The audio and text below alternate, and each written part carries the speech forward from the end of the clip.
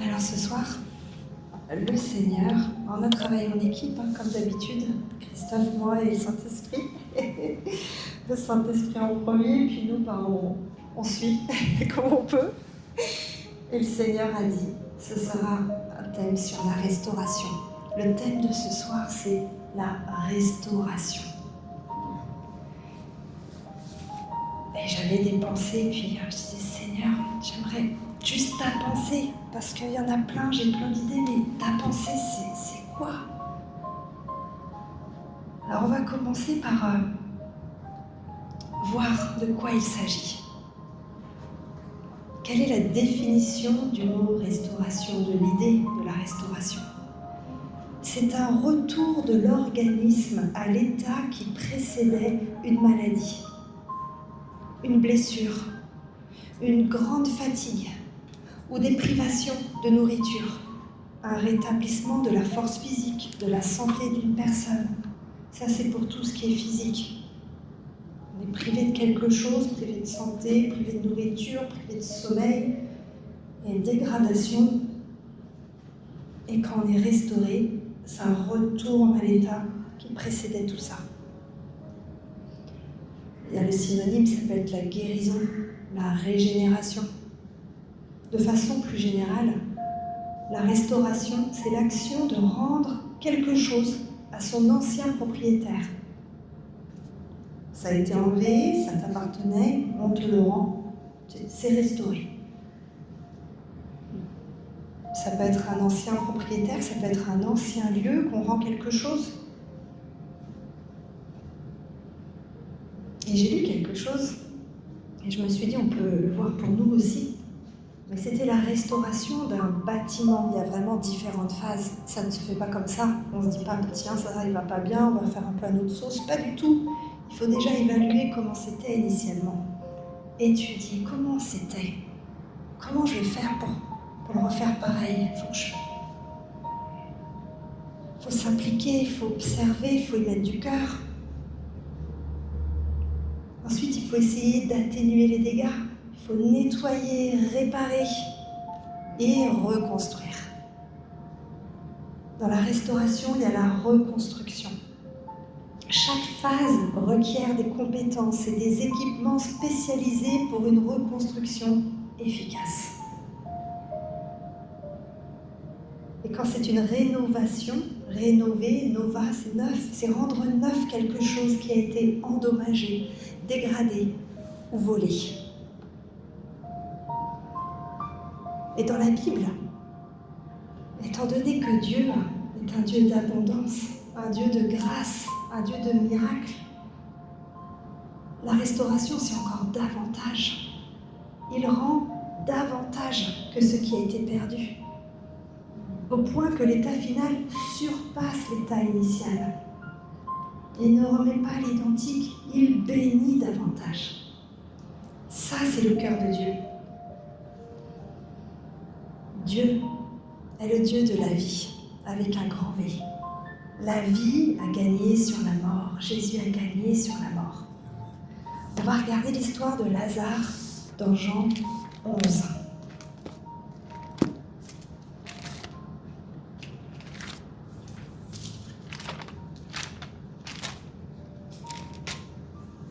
Et je vais prendre un passage de Jean 11.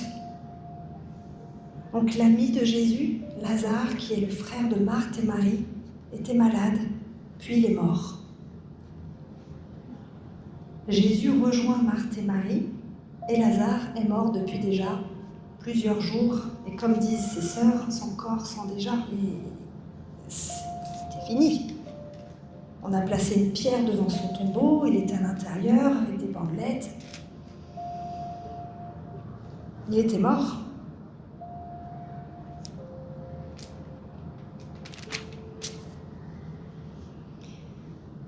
Et Jésus a dit, je suis la résurrection et la vie.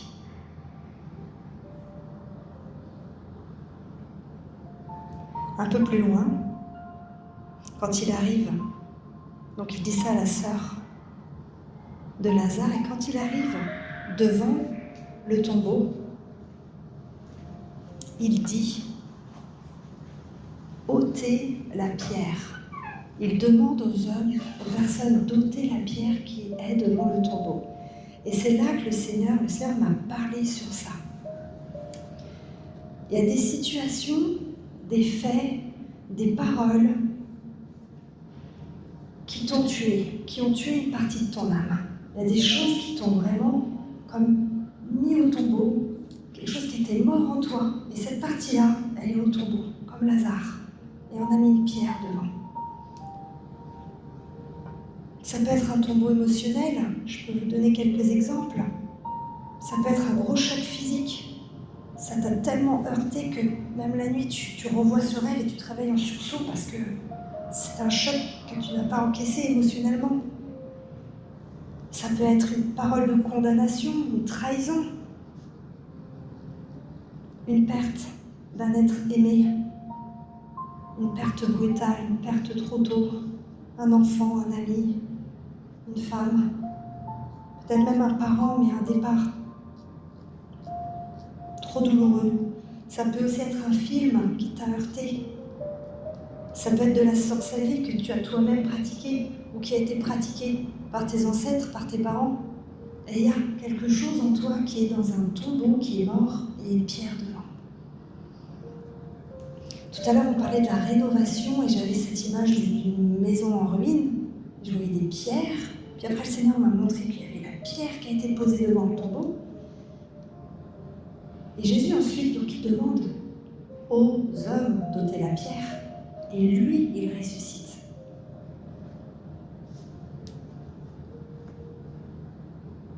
Quand toi, tu as vécu cette mort intérieure, cette mort dans l'âme, tu as été enfermé. Tu t'es retrouvé dans le tombeau, dans le noir, dans le sec, et fermé par cette pierre. Comme pour Lazare, ils ont constaté qu'il était mort, donc ils ont mis la pierre devant pour montrer, pour acter, pour que tout le monde sache là, il y a un mort, n'entrez pas. C'est fermé, là, c'est mort, il n'y a plus d'espoir. C'est fini. Cette pierre t'isole du monde des vivants. Cette pierre isole cette partie de ton âme qui est dans le tombeau. Mais cette partie-là, Dieu l'a vue. Il sait que tu as cette partie dans le tombeau. C'est la mort et le tombeau, la mort et l'isolement, la mort et le cloisonnement. Ce domaine, il est condamné car il est trop abîmé, il est blessé à mort, il est condamné derrière sa pierre tombale. On l'appelle encore comme ça aujourd'hui. Même si c'est plus un tombeau comme avant, c'est encore une pierre tombale.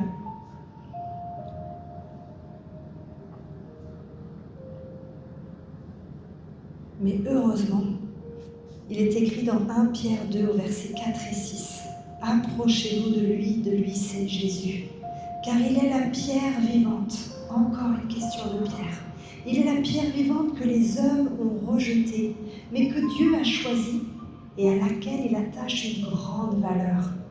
Et vous aussi, comme des pierres vivantes, vous qui formez un temple spirituel, édifiez-vous pour constituer une sainte communauté de prêtres, chargés de lui offrir des sacrifices spirituels qu'il pourra accepter favorablement par Jésus-Christ. » C'est un petit peu long, mais je lis encore un verset.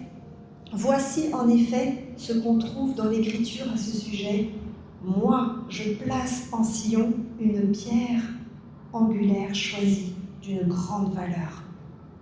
Celui qui place sa confiance en elle ne connaîtra jamais le déshonneur. » Jésus est la pierre sur laquelle on peut construire quelque chose. Il y a une pierre devant ton tombeau. Dieu va utiliser des hommes pour la rouler, parce qu'on est un corps. Des fois, on veut tout faire seul avec Dieu, mais c'est pas comme ça que Dieu fait, parce qu'il veut qu'elle est glorifiée, il veut nous utiliser. Donc la pierre, il n'a pas dit « Pierre, roule », il aurait très bien pu. C'est aussi facile pour lui que de ressusciter un mort, voire même plus facile. Il a dit « ôtez la pierre ». Ils l'ont fait, et après lui, il a pu ressusciter Lazare. il a pu le faire sortir de son tombeau. Dans 1 Corinthiens 10,4, l'apôtre Paul explique que le rocher, cette pierre angulaire qui est Jésus, dans le désert, c'était Christ, ce rocher, qui les accompagnait. Il est écrit 1 Corinthiens 10 au verset 4, « Ils ont tous bu la même boisson spirituelle, car ils buvaient de l'eau jaillie d'un rocher spirituel qui les accompagnait. Et ce rocher n'était autre que Christ lui-même. » C'était Christ qui les suivait. Il était caché, il était le rocher, et il était là, en fait il n'était pas caché, mais il y avait un rocher, à chaque fois il y avait un rocher, à chaque fois qu'ils avaient besoin de quelque chose dans ce désert, il y avait le rocher. Pourtant c'était le désert. Un rocher c'est une grosse pierre. Quelle pierre est-ce que tu veux dans ta vie? Quelle pierre tu gardes? Celle qui cache le tombeau, je garde ça pour moi.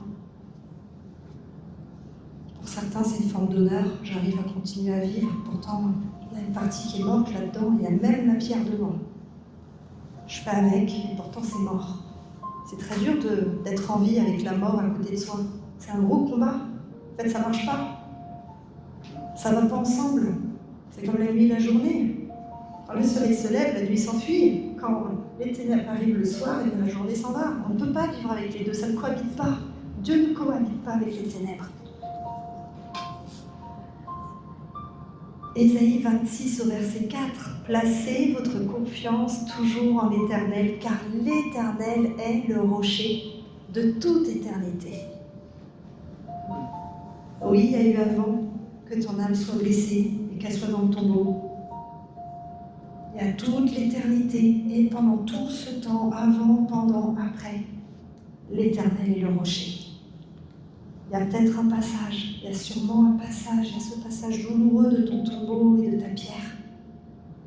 Mais le Seigneur te dit, si tu acceptes, je peux dire à mes enfants, roulez la pierre. Et après, en son nom, c'est Jésus qui va ressusciter cet endroit. Et comme pour Lazare, il va dire, sors. Sors, toi qui t'es attaché à l'âme, toi qui as blessé mon enfant, ma fille, mon fils. Que la vie revienne. Et en fait, en préparant ce temps, le Seigneur me montrait qu'il y avait... Je savais que Christ était la pierre angulaire, mais je n'avais pas fait... Il m'a montré que soit on accepte une pierre comme un poids sur notre vie, comme quelque chose de très pesant qu'on doit porter. C'est pas vivable, mais il y en a qui vivent comme ça jusqu'au bout, ils sont fracassés. Parce qu'on ne peut pas vivre normalement avec ce poids sur le dos. On ne peut pas vivre avec une partie de nous dans un tombeau. Ou alors, on se pose sur le rocher. On établit notre confiance, on établit notre vie. On est sur le rocher, on surplombe. C'est une question de pierre. Est-ce qu'on est sous la pierre ou est-ce qu'on est sur la pierre? Jésus il a vaincu la mort. Mais pour lui, ce ne sont pas des humains qui ont roulé la pierre, ce sont des anges. Parce qu'il est le Fils de Dieu. Mais Dieu, il a prévu ce soir. Il a prévu que cette pierre, elle soit roulée, qu'il puisse ordonner à ton âme, à la partie de ton âme qui était morte, de vivre, et qu'elle puisse sortir, et que tu puisses vivre pleinement ce qu'il a prévu pour toi, avec toute ton âme, pas juste un petit bout. C'est trop dur, c'est pas ce qu'il a prévu. Le joug de Jésus est doux et léger. Si c'est dur et pesant, c'est pas lui, c'est la pierre du tombeau.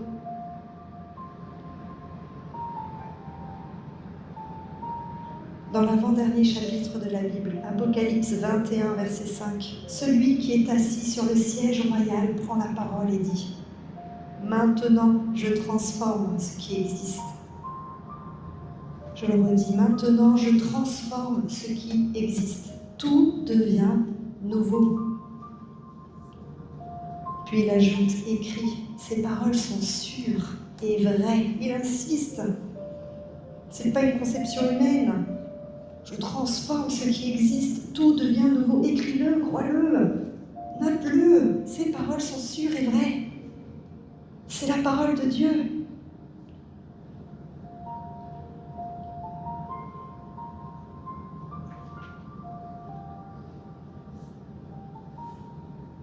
Le Seigneur aimerait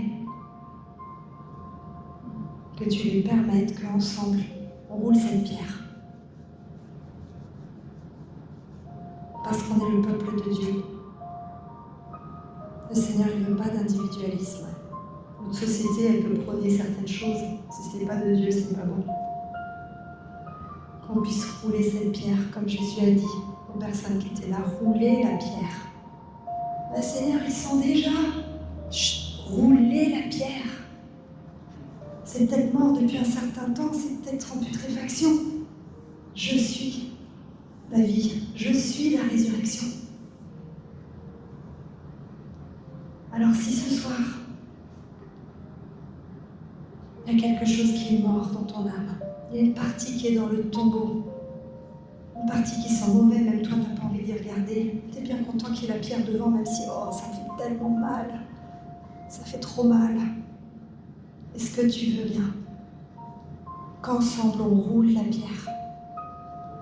Par amour pour notre Dieu, nous on veut pouvoir rouler cette pierre dans ta vie, et après c'est Jésus qui ressuscite cet endroit. Mais il a utilisé des hommes pour rouler la pierre. Mais si le Seigneur nous a dit de vivre ces temps, il m'a montré que c'était pour ça ce soir. Alors si tu as une pierre dans ta vie qui cache, qui est devant un tombeau, et si tu veux qu'on prie avec toi pour ça,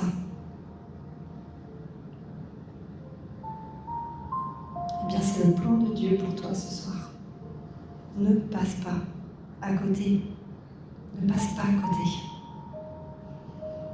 Jérémie 29, versets 11 et 14. « Car je connais les projets que j'ai formés sur vous, dit l'Éternel, projets de paix et non de malheur. » Ce malheur, c'est pas moi qui l'ai prévu dans ta vie.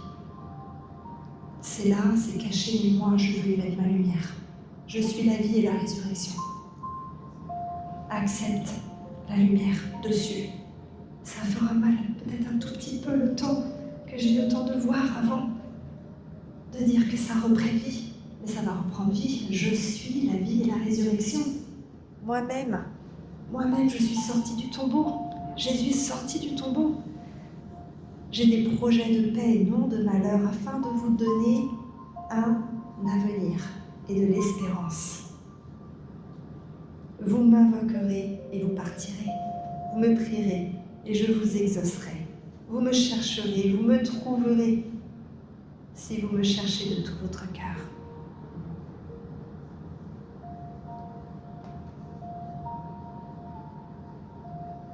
Est-ce qu'il y a quelqu'un à qui ça parle? Parce que c'était vraiment la pensée de Dieu.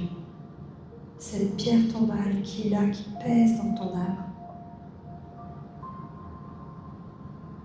Cette partie qui est morte en toi. Accepte de la nommer. Accepte, comme Marthe et Marie ont dit, mais Lazare, dans le tombeau, il ne serait pas mort. Si tu avais été là, Jésus, accepte qu'on roule cette pierre avec toi ce soir et que Jésus ressuscite. Cette partie qui te paralyse, qui t'handicape, qui t'empêche d'avancer, qui peut-être même t'empêche d'entrer dans ta destinée. Peut-être que ça parle à quelqu'un ici, peut-être que ça parle à quelqu'un sur Internet. J'aimerais prier avec vous. Parce que si Jésus a demandé à des humains de rouler la pierre, ben on peut le faire, alors on y va. Et dans l'amour de Dieu, on va aller ordonner à ce qui est mort de reprendre vie, dans le nom de Jésus-Christ qui ressuscite. Et si tu n'as pas encore confié ta vie à Jésus, fais-le. Accepte-le. Jésus est la vérité et la vie. Jésus est le chemin. Alors pour tous ceux qui nous regardent sur Internet, accepte Jésus. Dis-lui oui. Dis-lui oui, Jésus. Toi, le Fils de Dieu, je t'invite. Sois mon Sauveur, sois mon Seigneur. Pardon pour toutes mes erreurs. Aujourd'hui, je choisis de marcher avec toi. Amen. Seigneur, je t'apporte toutes les personnes qui ont cette pierre devant leur tombeau avec ce souvenir, cette perte, cette blessure là dans le tombeau, avec la pierre devant qui enferme cette blessure. Tu vois cette mort en ton nom, Jésus-Christ. Je veux me tenir debout. Je veux rouler cette pierre pour toutes les personnes qui disent « Oui, moi j'ai ce problème, j'ai cette souffrance. » Alors je prie pour toi, toi qui dis oui là où tu es. Je roule cette pierre parce que Jésus a dit aux personnes « Roulez la pierre, roulez la pierre, qu'on puisse voir ce qu'il y a dedans. » Et dans le nom tout-puissant de Jésus-Christ, qui est la vie et la résurrection, que ton âme blessée, que cette perte, que ce deuil, que cette souffrance, que cette trahison, que cette blessure soit chassée de ta vie et que la vie revienne, qu'il y ait une restauration complète. Dans le nom de Jésus, que toute la mort te quitte, que ce tombeau ne soit plus un tombeau mais illuminé de lumière avec uniquement des bandelettes au sol, qu'il n'y ait plus rien de mort à l'intérieur, que ton âme blessée goûte la guérison, la résurrection, parce que Dieu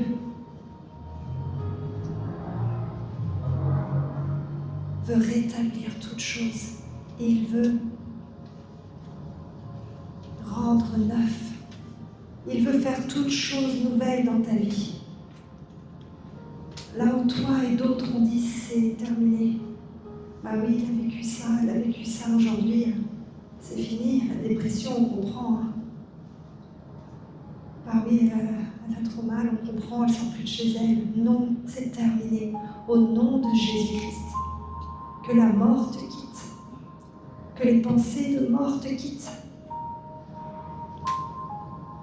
Que ces souvenirs douloureux ne soient plus douloureux. Tu ne les oublieras pas. Ça se transformera en compassion pour les autres qui passent par le même chemin. Le Seigneur va transformer le mal en bien. Merci Jésus. Merci Jésus. Merci Jésus. Nous croyons. Crois seulement. Nous croyons. Nous mettons notre foi en action. Nous croyons Jésus-Christ. Que tu es la vie et la résurrection. Alors que la dépression te quitte maintenant. La dépression quitte tes pensées, quitte tes nerfs, quitte tes nuits dans le nom de Jésus-Christ. La fatigue nuit et jour alors que tu dors, cette fatigue, ce poids sur toi, comme si la vie était un poids trop lourd à porter. Que tout ce poids de mort te quitte maintenant dans le nom de Jésus-Christ. Que ta blessure guérisse. Que ton membre blessé reprenne vie. Que ton âme retrouve sa vitalité et au-delà. Parce que Dieu agit dans l'abondance, dans la générosité, grâce sur grâce. Que sa grâce coule sur toi. Et cette rosée qu'il a déversée tout à l'heure alors que nous adorions le Père, que cette rosée vienne te visiter, vienne hydrater ton âme, là où tout était mort, tout était sec, alors que la vie reprend le dessus.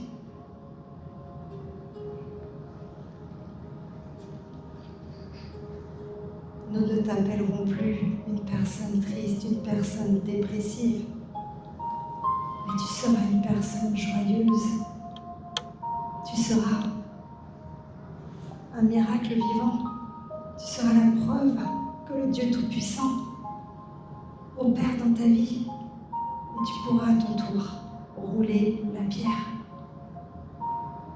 qui est devant d'autres tombeaux.